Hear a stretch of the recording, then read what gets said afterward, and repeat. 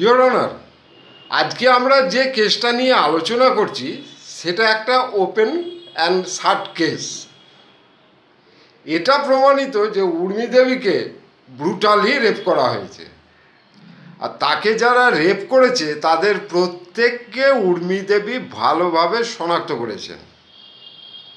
Forensic report এও বলছে যে উর্মি দেবীর পিউবিক হেয়ারের সাথে যে চারজনের পিউবিক হেয়ার পাওয়া গেছে তা এই অভিযুক্ত চারজনের সাথে ম্যাচ করছে। অতএব ইয়োর অনার, আমার বিনীত অনুরোধ,